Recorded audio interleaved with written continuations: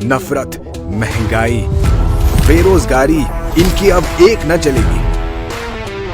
मंजिल छूने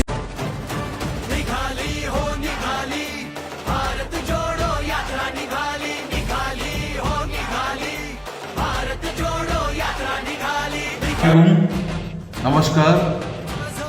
মোৰ অতি শ্ৰদ্ধাৰ ৰূপহীহাট সমষ্টিবাসী ৰাইজ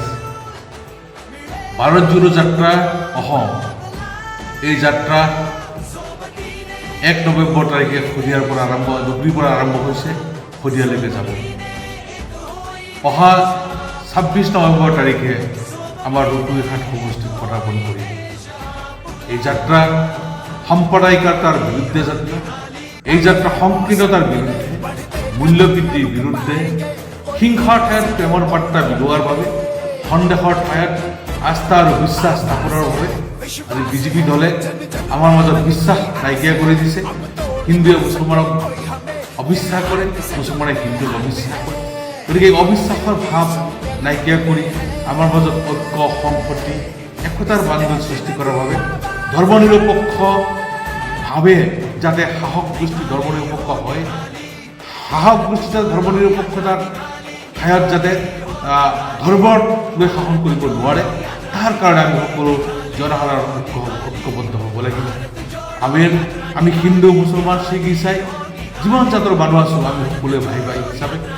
অসমত একেলগে আমি বসবাস কৰিব লাগিব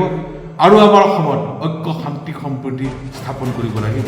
আৰু সেই উদ্দেশ্যেই এই ভাৰত জোড়ো যাত্ৰা আৰম্ভ হৈছে অহা 26 নৱেম্বৰ তাৰিখে আমাৰ ৰূপহীহাট সমষ্টিত পদাৰ্পণ কৰিব এই যাত্ৰাত সংগ দিব ভাৰতীয় জাতীয় কংগ্ৰেছ দলৰ সাধাৰণ সম্পাদক অসমৰ ইনচাৰ্জ জিতেন্দ্ৰ সিং ডাঙৰীয়া আমাৰ কংগ্ৰেছ দলৰ ষ্টাৰ কেম্পেইনাৰ দিল্লীত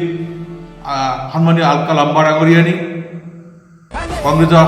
সম্পাদক পৃথ্বীৰাজ সাথী ডাঙৰীয়া আমাৰ সাংসদসকল আমাৰ বিধায়িনী দলৰ দলপতি দেৱদৰ শইকীয়া উপদলপতি ৰকিবুল হুছেইন ডাঙৰীয়া প্ৰদেশ কংগ্ৰেছৰ সভাপতি ডাঙৰীয়াকে প্ৰমুখ্য কৰি প্ৰদেশ কংগ্ৰেছৰ বিধায়কসকল যুৱ কংগ্ৰেছৰ সভাপতি NSUৰ সভাপতি মহিলা কংগ্ৰেছৰ সভাপতি আমাৰ সকলো উচ্চস্তৰীয় যিসকল কংগ্ৰেছৰ নেতৃবৃন্দ সকলোৱে আহি উপস্থিত হ'ব আৰু প্ৰায়সকল বিধায়ক উপস্থিত থাকিব গতিকে মই বিনম্ৰভাৱে সকলোকে অনুৰোধ জনাইছোঁ